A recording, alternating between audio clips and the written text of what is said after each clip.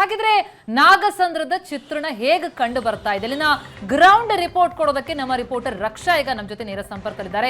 ರಕ್ಷಾ, Peenya flyover ಮೂರು ದಿನ ಬಂದ್ ಮೊದಲೇ ಫ್ಲೈಓವರ್ ಓಪನ್ ಇದ್ದಾಗಲೂ ಕೂಡ ಅಲ್ಲಿ ಆಗ್ತಾ ಇದ್ದದ್ದು ಟ್ರಾಫಿಕ್ ಜಾಮ್. ಆದ್ರೆ ಈಗ ಅಲ್ಲಿ ಫ್ಲೈಓವರೇ ಬಂದ್ ಆಗಿದೆ ಅಂತಂದ ಮೇಲೆ ಟ್ರಾಫಿಕ್ ಜಾಮ್ ಹೇಗಿರುತ್ತೆ ಅನ್ನೋದಂತ ಚಿತ್ರಣವನ್ನ ನಾವೀಗ ನೋಡ್ತಾ ಇದ್ದೀವಿ. ತಾವಿರುವಂತ ಜಾಗದಿಂದ ನಾಗಸಂದ್ರದ ಬಳಿ ಹೇಗೆ ಕಂಡು ಬರ್ತಾ ಇದೆ ಚಿತ್ರಣ? ಎಂತ ಪರದಾಟದಲ್ಲಿ ಇದ್ದಾರೆ ಈಗ ವಾಹನ ಸವಾರರು ಅಂತ? ಪ್ರತಿಮಾ, ಇವತ್ತು ಬೆಂಗಳೂರಿಗರ ಪಾಲಿಗೆ ಟ್ರಾಫಿಕ್ ಜಾಮ್ ಡೇ ಅಂತ ಅನ್ಸುತ್ತೆ. ಯಾಕಂತಂದ್ರೆ ಹೆಜ್ಜೆ ಹೆಜ್ಜೆಗೂ ಒಂದೊಂದು ಇಂಚು ಕೂಡ ಮುಂದೆ ಹೋಗ್ಬೇಕಾದ್ರೆ ವಾಹನ ಸವಾರರು ಪರದಾಡ್ತಾ ಇದ್ದಾರೆ. ಸದ್ಯ ನಾವು ನಾಗಸಂದ್ರ ಮೆಟ್ರೋ ಸ್ಟೇಷನ್ ಮುಂಭಾಗದಲ್ಲಿರುವ ಒಂದು ಸ್ಕೈ ಓವರ್ ಮುಂಭಾಗ ಬೇಲೆ ಇದ್ದೀನಿ. ಯಾಕಂತಂದ್ರೆ ವೀಕ್ಷಕರಿಗೆ ತೋರಿಸಬೇಕು ಯಾವ ರೀತಿಯಾದಂತಹ ಟ್ರಾಫಿಕ್ ಜಾಮ್ ಇದೆ ಅಂತ. ಈ ಒಂದು ರಸ್ತೆಯಲ್ಲಿ ಅವಶ್ಯಕತೆ ಇಲ್ಲದಂತ ಸಂದರ್ಭದಲ್ಲಿ ಅವಾಯ್ಡ್ ಮಾಡಲಿಕ್ಕೆ ಸಾಧ್ಯ ಇದ್ದಂತ ಸಂದರ್ಭದಲ್ಲಿ ಈ ಒಂದು ರಸ್ತೆಯನ್ನು ಅವಾಯ್ಡ್ ಮಾಡಬಹುದಾಗಿದೆ. ಇನ್ನು 3 ದಿನಗಳ ಕಾಲ ಇದೇ ರೀತಿಯಾದಂತಹ ಪರಿಸ್ಥಿತಿ ಇರುತ್ತೆ. ಮತ್ತೆ ಎಲ್ಲರೂ ಬಂದು ಇದೇ ಒಂದು ಪರಿಸ್ಥಿತಿಯನ್ನ ಎದುರಿಸುವಂತಹ ಒಂದು ಮಟ್ಟಕ್ಕೆ ಸಿಗಾಕೊಳ್ಬಾರ್ದು. ಹಾಗಾಗಿ ಈ ಜಾಮ್ನ ಒಂದು ಭಯಾನಕ ದೃಶ್ಯ ಅಂತಾನೆ ಹೇಳ್ಬೋದು. ನಿಜವಾಗ್ಲೂ ಇಲ್ಲಿರುವಂತಹ ವಾಹನ ಸವಾರರು ಯಾವಾಗ ಅವರ ಒಂದು ಮಾರ್ಗದಲ್ಲಿ ಹೋಗಿ ಯಾವಾಗ ಅವರ ಒಂದು ಪ್ಲೇಸ್ ಗಳನ್ನ ತಲುಪ್ತಾರೆ ಅಂತ ಗೊತ್ತಿಲ್ಲ. ಎಲ್ರಿಗೂ ಕೂಡ ಅದೇ ಒಂದು ದೊಡ್ಡ ಕ್ವಶನ್ ಮಾರ್ಕ್ ಆಗಿದೆ. ಆಂಬ್ಯುಲೆನ್ಸ್ ನ ವಿಜುವಲ್ ನ ನೋಡ್ತಾ ಇದ್ರಿ ನೀವು ಪ್ರತಿಮಾ, ಅದು ವಿಜುವಲ್ ಸೇಮ್ ಇದೇ ಒಂದು ಜಾಗದಲ್ಲಿ ಸಿಗಾಕೊಂಡಿದ್ದಂತಹ ಆಂಬ್ಯುಲೆನ್ಸ್. ಅದು ಸಾಕಷ್ಟು ಆಂಬ್ಯುಲೆನ್ಸ್ ಗಳು ಸರ್ವಿಸ್ ರಸ್ತೆಯಲ್ಲಿ ಹೋಗ್ಲಿಕ್ಕೆ, ಹಾಗೆ ಈಗಾಗಲೇ 3-4 ವಾಹನಗಳು ಇದೇ ರಸ್ತೆಯಲ್ಲಿ ಬಂದು ಪರದಾಟವನ್ನು ನಡೆಸಿದ್ವು. ಹಾಗೆಯೇ ಸಾರ್ವಜನಿಕರು ಕೂಡ ಸಾಕಷ್ಟು ಜಾಗ ಮಾಡ್ಕೊಳ್ಳಿಕ್ಕೆ ಪ್ರಯತ್ನ ಮಾಡಿದ್ರೂ ಕೂಡ ಸಾಧ್ಯ ಆಗ್ತಿರ್ಲಿಲ್ಲ. ಒಂದ್ ರೀತಿಯಾಗಿ ಸರತಿ ಸಾಲಿನಲ್ಲಿ 2 ವೀಲರ್ಸ್ ಗಳು ಬರ್ತಾ ಇರೋದನ್ನ ಲೆಫ್ಟ್ ಸೈಡ್ ಅಲ್ಲಿ ನೋಡ್ತಾ ಇದ್ದೀರಾ. ಸೊ ಸಾಮಾನ್ಯವಾಗಿ ಈ ರಸ್ತೆಯಲ್ಲಿ ಪ್ರತಿನಿತ್ಯ ಬೆಂಗಳೂರಿಗೆ ನಾನಾ ಕೆಲಸ ಕಾರ್ಯಗಳಿಂದ ಬರೋರಿಂದ ಹಿಡಿದು ಪ್ರತಿನಿತ್ಯ ಕೆಲಸಕ್ಕೆ ಬರೋರು ಕೂಡ ಇದ್ದಾರೆ. ಕುಣಿಗಲ್, ತುಮಕೂರು, ಬೆಳ್ಳೂರು ಕ್ರಾಸ್ಗಳ ಅಷ್ಟು ದೂರದಿಂದಲೂ ಕೂಡ ಸಾಕಷ್ಟು ಜನ ಬರ್ತಾರೆ. ನೆಲಮಂಗಲದ ಸಾಕಷ್ಟು ಜನ, ಆಲ್ಮೋಸ್ಟ್ ಒಂದು 80% ಜನ ಕೆಲಸಕ್ಕೆ ಅಂತ ಬೆಂಗಳೂರಿಗೆ ಬರ್ತಾರೆ. ಸೊ ಹಾಗಾಗಿ ಎಲ್ರಿಗೂ ಕೂಡ ಇವತ್ತು ಟ್ರಾಫಿಕ್ ನ ಬಿಸಿ ತಟ್ಟಿದೆ.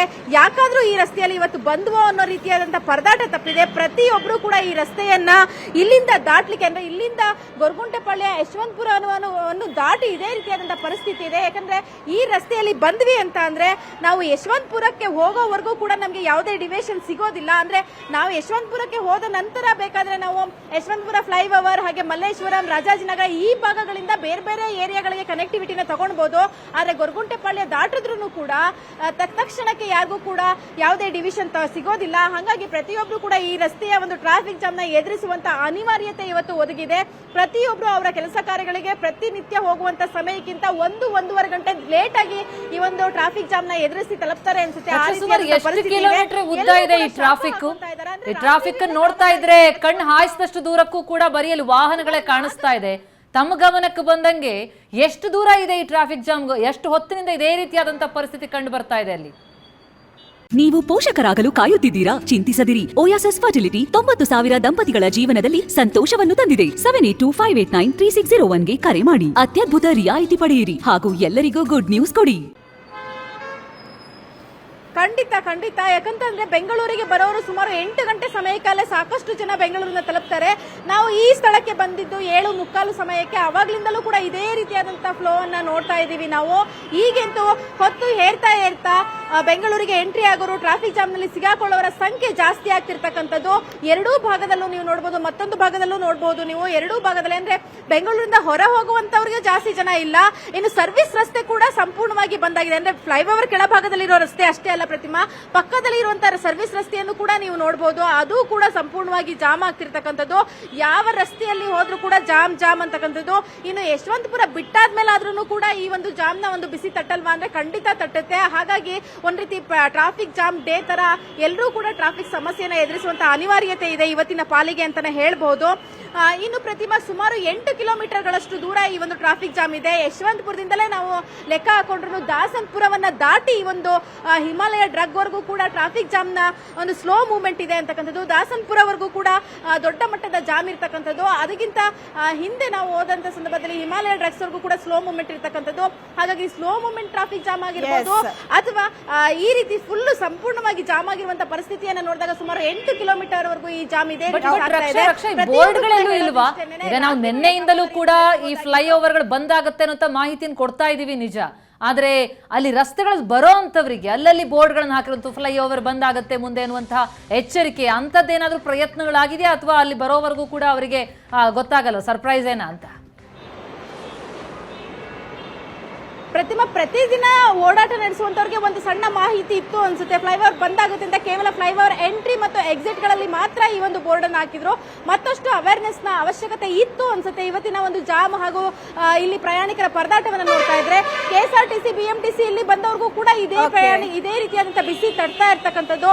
ಸಾಕಷ್ಟು ಜನ ಇಲ್ಲಿ ನಾಗಸಂದ್ರ ಹತ್ರ ಇಳಿದು ನಾಗಸಂದ್ರ ಮೆಟ್ರೋವನ್ನು ಕೂಡ ಹತ್ತುತ್ತಾ ಇದ್ರು. ಆದ್ರೆ ಒಂದು ದೊಡ್ಡ ಮಟ್ಟದ ಅವೇರ್ನೆಸ್ ನ ಮೊದಲೇ ಹೇಳಬೇಕಾಗಿತ್ತೆ, ತಿಳಿಸಬೇಕಾಗಿತ್ತು ಅಂತಕ್ಕಂಥದ್ದು ಕೂಡ ಜನರ ಒಂದು ಆಕ್ರೋಶಕ್ಕೆ ಕಾರಣ. ಆದ್ರೆ ಅನಿವಾರ್ಯ ಕೂಡ ಇದೆ ಪ್ರತಿಮಾ, ಯಾಕಂದ್ರೆ ಸಾಕಷ್ಟು ಜನ ಕೆಲಸ ಕಾರ್ಯಗಳನ್ನ ಹಮ್ಮಿಕೊಂಡಿರ್ತಾರೆ, ಆಮೇಲೆ ಕೆಲಸಕ್ಕೆ ಹೋಗುವಂತ ಅನಿವಾರ್ಯತೆ ಇರುತ್ತೆ. ಯಾವುದೇ ಜಾಮ್ ಇರ್ಲಿ ಇಲ್ದಾನೆ ಇರ್ಲಿ, ಆದ್ರೆ ಬೆಂಗಳೂರು ಅಂತೂ ಯಾವತ್ತೂ ನಿಲ್ಲೋದಿಲ್ಲ. ಬೆಂಗಳೂರಿಗೆ ಬರಲೇಬೇಕು, ದುಡಿಬೇಕು ಅನ್ನೋ ಅನಿವಾರ್ಯತೆ ಇರೋರು ಕೂಡ ಈ ಜಾಮ್ ನ ಎದುರಿಸುವಂತ ಪರಿಸ್ಥಿತಿ ಇದೆ. ಆದ್ರೆ ಎಲ್ಲರೂ ಕೂಡ ಹಿಡಿ ಶಾಪ ಆಗ್ತಿದ್ದಾರೆ.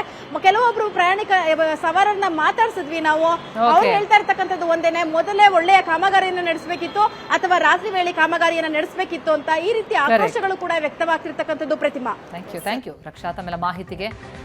ಇನ್ನಷ್ಟು ಜನ ಇದ್ದಾರೆ, ಅವರೆಲ್ಲರನ್ನೂ ಕೂಡ ಮಾತನಾಡಿಸೋಣ. ಜೊತೆಗೆ ಗ್ರೌಂಡ್ ರಿಪೋರ್ಟ್ ಎಲ್ಲೆಲ್ಲಿ, ಯಾಕಂದ್ರೆ ಒಂದು ಕಡೆ ಜಾಮ್ ಅಂತಂದ್ರೆ ಶ್ವೇತಾ ಎಲ್ಲ ಕಡೆ ಅದರ ಸುತ್ತಮುತ್ತ ಎಲ್ಲಾ ಕಡೆ ಜಾಮ್ ಆಗಿದೆ. ಆ ಜಾಮ್ ನಿಂದಾಗಿ ಒಂದು ವಾಹನ ಸವಾರರು, ಮತ್ತೊಂದು ಕಡೆ ಆಂಬ್ಯುಲೆನ್ಸ್, ಸಾಕಷ್ಟು ಪರದಾಟ ಅಲ್ಲಿ ಇದೆ.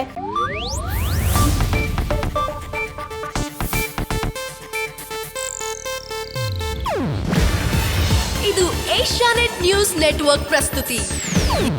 ನೀವು ನೋಡ್ತಿದ್ದೀರಾ ಏಷ್ಯಾನೆಟ್ ಸುವರ್ಣ ನ್ಯೂಸ್.